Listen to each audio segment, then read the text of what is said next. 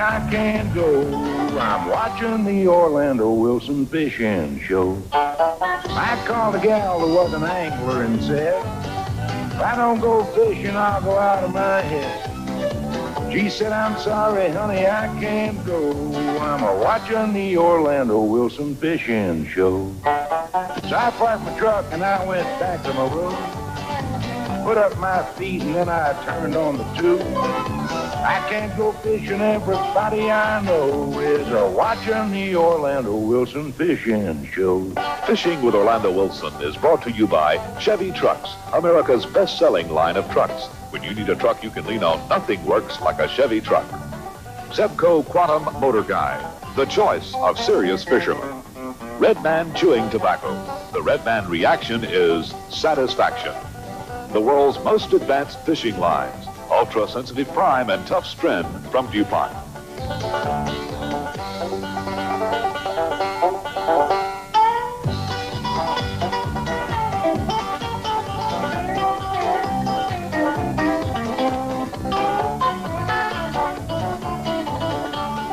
Orlando and tournament fishing pro Cliff Craft have teamed up to demonstrate what fishermen call the most versatile lure you can put in your tackle box. It's a lure that's been around for at least 40 years. Spinnerbaits, also called safety pin lures because of their design, are virtually snag-proof or weedless. And they're dubbed most versatile not only because of the many different ways they can be worked, but also because of the wide variety of fish they'll catch. Smaller versions for all types of panfish like crappie and bluegill, and the Magnum models are deadly on muskie and northerns. Today, Orlando and Cliff are using medium-sized spinnerbaits for largemouth bass on a central Florida lake. Cliff is using a single spin model, and Orlando is working the other most common type of spinnerbait, the tandem spin lure. These baits work well in any part of the country in all types of conditions. So stick around and learn everything you always wanted to know about how to fish this reliable and highly effective fish catcher.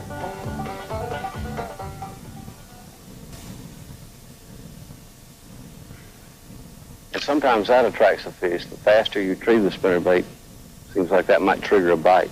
I think anytime they hit a spinnerbait, Cliff, I mean, my opinion is they just hit out of reflex. Anything makes them mad or irritates them, or it just goes by and they snap at it quicker, so quick that they don't stop to realize. I don't think they're feeding hit this thing out of hunger. But I mean, what does it resemble? We can go through the tackle box, and look at different lures that are made to resemble something, but a spinnerbait don't look like anything that swims around this lake. That's exactly right. A plastic worm imitates an eel or maybe a worm, and our lures are painted up with natural colors. Jig and pig, looks like it resembles a crawfish. I've heard of a spinnerbait being called something that looks like a minnow, but the undulations of the skirt following the lure, but I've never seen a spinnerbait blade on top of a minnow in nature of you. But it'll certainly, in the last 20 years, the spinnerbait, the safety pin type spinnerbait that we're using today, it's gained a tremendous reputation for not only catching a lot of fish and being a mainstay in every bass fisherman's tackle box, but the reputation for being a big fish catcher. I tell you, it's certainly one of the most versatile baits you can fish. I mean, you can fish a thing extremely shallow, you can fish it in reasonably heavy cover, you can fish it in desert vegetation, you can fish it deep. I say deep up to about 25 feet. So there's a lot of ways. It's a good lure for any fisherman to learn to use, and it's extremely productive.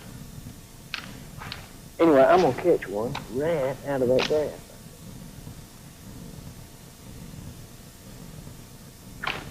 There is, Cliff. Right under the top of grass right there. He's a keeper? I believe he is. I don't know. I don't think he's exactly ready to give up, do you? Nice looking little fish, Orlando. Yeah. Pretty. All right. Look at that spinnerbait. Got out of the mouth. Lucky, wasn't I? Sure were. Well, he's pretty healthy. All right, let's go catch another one. All right. Chewed the skirt off my little spinnerbait. You caught that one on the yellow and white one, didn't you? Yeah, a little chartreuse and white. Being the spinnerbait expert, spinnerbait. Did you hear that, bird? Being the spinnerbait expert that you are, we want to talk a little bit today, Cliff. From time to time, I do shows that are more instruction than anything else. And every time we do these kind of shows, we get lots of viewer response. I mean, people want to know more and more about the different lures we use and how to use them to catch fish. And you're one of the best-known spinnerbait fishermen on the professional fishing circuit. And in a few minutes, we want to sit down and get into really an extensive conversation about spinnerbaits and how to fish them, what time of year they're good, how to tune them, what to look for in a spinnerbait, and all the things that make sense. All right, I'm looking forward to doing that, Orlando, but can I catch? But I know first you want to catch I want to catch one. I was going to say, you already caught the first one now. And do allow me to catch one, please. Well, all right, I'll think about it. But now, Cliff, you got to remember now, the guy on the front of the boat always has his advantage because they get to look at my spinner bug first. I've heard that.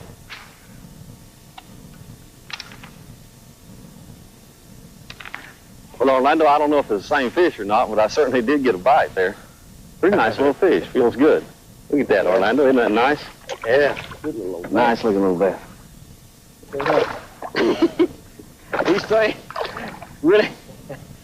These things really fast this time. I'm highly cooling off. I'm highly skilled at landing these fish without a net. That's for tell. doggone sure. That is a nice one. Yeah, it is. Very nice. Goodbye. Cast. Goodbye, Mr. Bass. Yeah, boy. The old single spin there, Orlando. Yeah. Cliff, this is a good opportunity. Let's do, you know, we promised people we're going to talk a little bit about spinnerbaits. You know, I'm going to give several minutes of spinnerbaits here. We got several things that are really important to somebody that wants to learn to fish a spinnerbait. My handy dandy box here. First thing, let's identify a spinnerbait. Now, a spinnerbait, well, people are confused about spinnerbaits. First off, you have two kinds of spinnerbaits. You have the safety pin type spinnerbait like we have here that has the wire in a V and your line attaches at the point of the V. Then you have an inline spinner like a shyster or rooster tail or Mep spinners that have a spinner blade like this just on a single straight wire with a hook at the end. So it's an inline spinner. So we have a V-type spinner and an inline spinner. And of course, when you hear the fishermen referring to spinnerbait, they're talking about the V-type spinner, not necessarily the inline spinner. Okay, and Cliff, why don't you take it from there? Let's talk a little bit more about this. Here, then you get into the two differences in the safety pin type spinnerbaits. And the reason this is called the safety pin is obviously because it is weedless or snagless. And then you got two kinds. You got the single spin, which has one blade, and then we got the twin spin, or the tandem spin, which has got two blades. And you know, we got a willow leaf on here, which this is a Colorado blade, and we're getting all kind of different colors and combinations of blades. But roughly, two blades is tandem, single spin is one spinnerbait. And some of them even have like a three blades. Oh yeah, there's all so you can get a number of different blades and get a number of different combinations. Now I'm throwing a copper and silver. You can throw gold and silver, gold and copper, two silvers. I mean, you know, just any kind of combination. You want to even make painted blades like one Cliff's throwing in the white. Also, they make the spinnerbait in a variation of colors. I mean, in a lot of numerous color selections. You know, we've got chartreuses and blues and blacks and whites and just any color you can imagine, even combination of colors. Spinnerbaits have different color heads. Now, I might say, Orlando, the main difference, in my opinion, between these two spinnerbaits, the way they're fished differently, the twin spin or tandem spin is used for a steady retrieve when the fish are fairly shallow. Now, the single spin, which is more versatile, you can use that as a drop bait, fish it deeper. These blades do not turn well on drop, but single spin does. Okay, now explain drop bait. To the guy that don't know anything about spinnerbait fishing, explain drop bait. All right. Well, the single spin spinnerbait is probably more versatile than the tandem because you can fish it as drop bait. You can get away from the surface with it. We can stop the bait along maybe by a stump or a clump of grass, and as we stop the bait and it starts to fall, the blade will twist and helicopter down. In other words, a bass relate to structure like a number of game fish, but they really are structure oriented. So you got a stump, and you crank the spinnerbait to the stump, and then just let it drop. Is that what you're saying? That's right. And we're deviating from the normal retrieve, and we're getting that trigger, that reaction bite there. So we can do a lot of different things, and allowing this bait to get down and close to the bottom, which most of the bass are located, then we're more apt to catch one if we're in a strike zone. And this bait helicoptering down In other words, when you talk about dropping, you're talking about you're moving the bait along, and this blade behind the thing that's just whirling. Mm-hmm. And when you stop it, it continues to whirly-bird. It turns up on top of the bait. The weight of this lead here on the head of the lure allows it to fall straight down with the blade twist. Now, why is it important that blade, the helicopter, as it falls? Well, that to me and everybody else's thinking is that's what triggers the bite. Okay. It's not necessarily the skirt here, but the flash of the blade or the pulsation of the blade. Does that help in any way for you to maintain contact with the spinnerbait and feel, to help you determine a strike better? Well, I can feel the blade twisting and turning, and then if a fish comes along and grabs it and it stops turning, then obviously I might set the hook. Okay. So that's the... So it accomplishes a couple of different things. It sure does. Now, Cliff, I guess there's one other thing we probably ought to address about a spinnerbait. Now, a spinnerbait, as it goes through cover, the top arm and the bottom arm can flex like so to make it weaveless. I mean, it can come through just about anything, and this upper part of the arm acts as a weave guard, more or less, to prevent that hook from catching on something, maybe pulling it over or around or through or whatever. So it is somewhat weaveless. Now, they make two models. They make a long arm like this, where the end of the upper arm goes back beyond the point of the hook, but they also make a short arm. Why do they do that? Well, with a short arm, Orlando, if we're fishing a lake similar to the one we're doing today, you don't necessarily need the long, snagless arm up here to ensure that the lure don't hang up. In other words, we're just pulling it today up the edge of a drop-off and dropping it over, up the edge of a stump or a rock and dropping it over.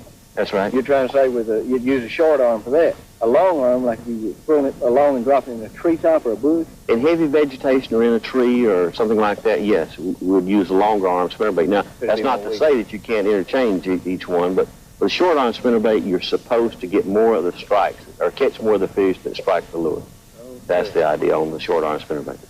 Cliff, there's one other thing we talked about or just mentioned earlier, I said we were going to talk about, and that's the difference in blades. Now, we mentioned that we got chrome blades and gold blades and copper blades, and we got slick blades, smooth blades, like this one I have here in my right hand, and we've got the hammered blades like the one I have here. We also have different shaped blades, and the reason for that. All right, now, this small blade, even though it's small, is shaped like a teardrop, I guess you might say. There's a Colorado blade, a hammered Colorado blade, to be exact. This blade, shaped like a willow leaf, is exactly that. This is a willow leaf blade. Then you have one other blade that's what fishermen refer to as an Indiana blade. And you can see the difference. Let me just hold the three blades up. I pulled some out of my tackle box there a minute ago. You got a little hard to hold these things. But starting on my left, you've got the Colorado blade, and you've got the willow leaf, and you've got the Indiana. There's not a lot of difference in an Indiana blade and a Colorado blade. The Colorado blade is a little fatter, not hardly as long, a little wider, and it's a little harder to pull. And probably one of the best baits you can throw to make the blade helicopter, like on a single spin spinnerbait. The Indiana blade, because of its being narrow, would pull through the water easier than a Colorado blade. And the willow leaf even easier than that. I mean, there's times when you need to fish a spinnerbait very fast. And a Colorado blade, you cannot move that bait fast. It rises to the top and will just clip along the top of the water. An Indiana blade will run a little deeper and you can crank it a little faster. Of course, the willow leaf doesn't have a lot of resistance, and you can move it along at a much faster clip and maintain a better depth, without the blades rising to the surface. So that's basically what we've got. Three different kinds of blades: Indiana, Colorado, and a willow leaf. I might say, Orlando, that the willow leaf is closely associated with heavy vegetation, grass, moss, because it doesn't snag up quite as bad as the other two spinnerbait blades. Well, exactly. That's a good point, a point that I forgot there. But when this thing comes through, you can see as this spinnerbait comes through the water, the blades would be at a position out the rear like this.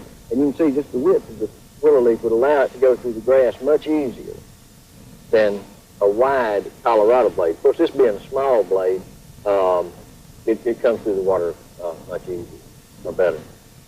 But different situations, different fishing situations require different kind and sizes and style and colors of blade. We drifted all the way back into the cattails here on the other side of the cove, Cliff. Let's get back up and get back after them again and see if we can catch a few more fish. Sure you don't want to put that one on, Orlando? Well, I'll tell you, that bright orange would probably be a good color.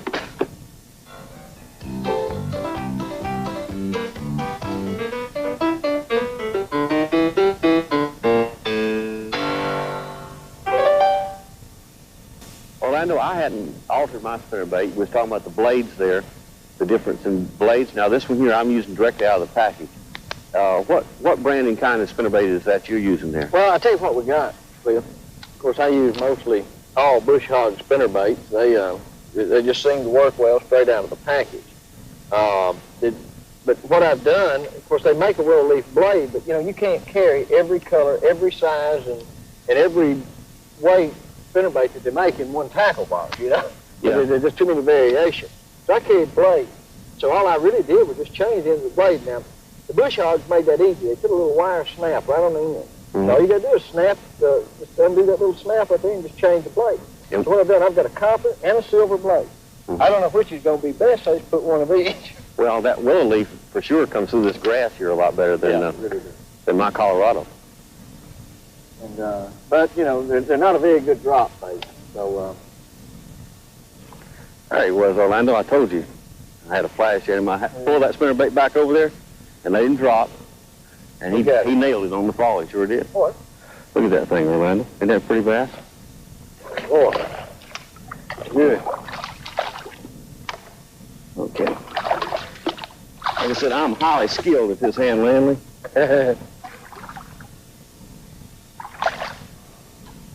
Well, are you going to get him? I don't think so. I don't think so. Get that old single spin on the fall. Pretty little bass. Yeah. Let him go back, maybe grow up a little bit.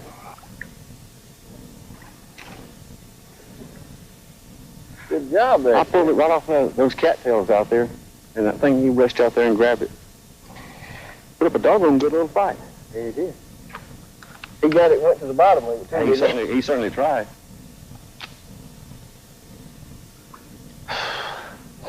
Cliff, you have days when it just seems like fish want to nip at the skirt of the spinnerbait. What can you do about that? In other words, you're cranking the thing and you feel the fish right, boom, boom, and you feel him hit at it, but you ain't catching. Well, believe this or not, Orlando, sometimes a lot of people, well, there's two things you can do. A lot of people believe, as I do, that you add a trailer of some sort, like a plastic trailer. And this one here, I've got a little split tail eel on here. Hold it up there where you see it. And that, believe it or not, even though that adds more bulk to the spinnerbait, makes it longer and gets it away from the hook more, the fish will take the whole thing. Believe it or not. Yeah, that's for sure. And there's a couple of things here. I got another one laying here on the tackle box. That's even bigger, right? Mm-hmm. But those two things, you just add those on the spinnerbait. That'll sometimes make them take it, hold it better, Make and them get take the whole thing. And then we can add a stinger hook or another hook back here on the back of the spinnerbait. Okay, a trailer hook. Trailer hook. So what you do, you just take a big eye hook and just insert it over the point of this one and just let it dangle on the back. That's right. And then you got two chances to catch the fish that are short strikers. Boy, I tell you, that's a lot of good cover around the edge. Just about all this vegetation's got, a decent amount of water around the roots of it. These fish can move right up in that cover and hide their eyes. Yeah, well, besides a plastic worm, there's probably not anything that's as effective fishing around stuff like this as a spinnerbait. True. There we go, Orlando. Hey, Hey, got one, huh? sure did. So my little white spinnerbait's still working along pretty good. Oh, I got one too. that's all right. Fantastic. Mine's bowed up on me here, Cliff. You got a pretty good little bass there, Orlando? No, he ain't that big. He just charged the boat when I got him up here close. He came on pretty good and then just... Yeah, that's a nice little fish.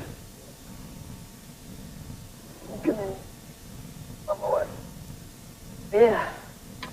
Well, obviously yours is somewhat larger. Yeah, mine's about 5, wouldn't you say? No, he's a nice little fish. Would you believe 1 3/4 pounds? Huh? Well, would you believe 1 3/4 pounds? Yeah, maybe a little bit bigger. That's a pretty nice little fish. Well, I ought to catch one right there at that old clump of grass. Hey, what? Everywhere I look, looks like I ought to be. Here we go. All right, good one. It came up and got it, didn't it? All right. Sure did. All right. A little less than 10 pounds. How about that? Goodbye, Mr. Bass. Now that's the way you're supposed to do it. On cue. Yeah.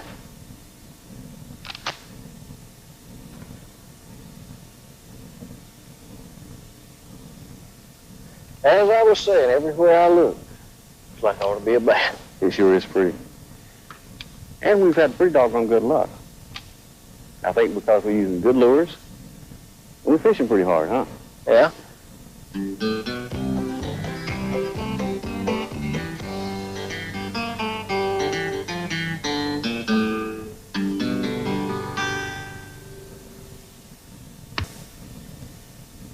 There you go.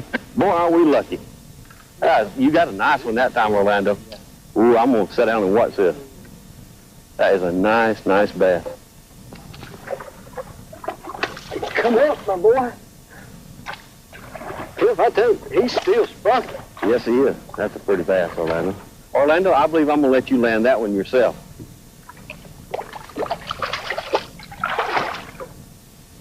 Hold it. Come in there. I believe he's done. Yeah. Got it. Nice looking fish. Boy, you done a good job on that one, Orlando. That is a fine, fine looking fish. I'm telling you, that's what we need there. Yeah, that's a nice one. But Cliff, I tell you, those spinnerbait works. Catch one every now and then, won't it? That's what it's all about, Orlando. I do. Appreciate you being with me, Cliff. It's been a lot of fun. Been very instructional. I mean, I've learned a lot being with you. Appreciate it. I've learned a lot too today. Enjoyed it, Orlando. See y'all next week. Wanna go fishing with Orlando? Fishing with Orlando Wilson has been brought to you by Chevy Trucks, America's best-selling line of trucks. When you need a truck you can lean on, nothing works like a Chevy truck. Zebco Quantum Motor Guide, the choice of serious fishermen. Red Man Chewing Tobacco. The Red Man reaction is satisfaction. The world's most advanced fishing lines, ultra-sensitive prime and tough strand from DuPont. Travel arrangements made through Eastern, the airline with more flights to more fun fishing vacations. This year, come fly with Eastern, the new leader in service to all the Americas. One trip with old Orlando, and I'd be satisfied. I wanna go fishing with Orlando, he knows where they're at. I wanna ride around in his big old boat and wear my fishing hat. Take a little bit of that red man shoe, talk that fishing talk. If I could fish with Orlando, I might catch one for the wild. I'll tell you one thing, Orlando, you stole that 12. I can't go, I'm watching the Orlando Wilson fishing show. I called a gal who was an angler and said, if I don't go fishing, I'll go out of my head. She said, I'm sorry, honey, I can't go. I'm a-watching the Orlando Wilson fishing show. So I parked my truck and I went back to my room. Put up my feet and then I turned on the tube. I can't go fishing, everybody I know is a-watching the Orlando Wilson fishing show. Fishing with Orlando Wilson is brought to you by Chevy Trucks, America's best-selling line of trucks. When you need a truck you can lean on, nothing works like a Chevy. So stick around and learn everything you always wanted to know about how to fish this reliable and highly effective fish catcher.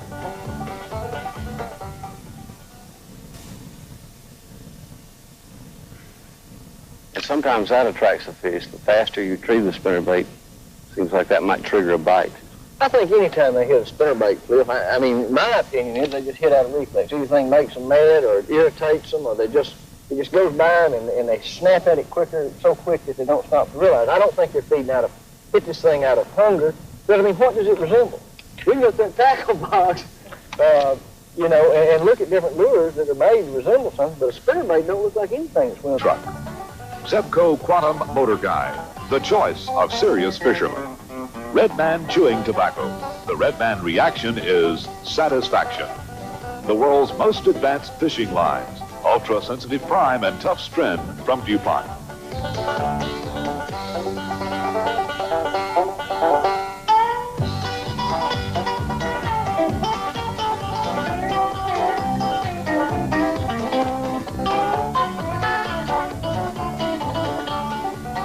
Orlando and tournament fishing pro Cliff Craft have teamed up to demonstrate what fishermen call the most versatile lure you can put in your tackle box.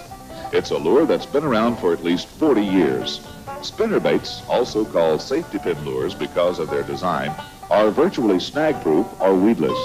And they're dubbed most versatile not only because of the many different ways they can be worked, but also because of the wide variety of fish they'll catch. Smaller versions for all types of panfish like crappie and bluegill, and the Magnum models are deadly on muskie and northerns. Today, Orlando and Cliff are using medium-sized spinnerbaits for largemouth bass on a central Florida lake. Cliff is using a single spin model, and Orlando is working the other most common type of spinnerbait, the tandem spin lure. These baits work well in any part of the country in all types of conditions.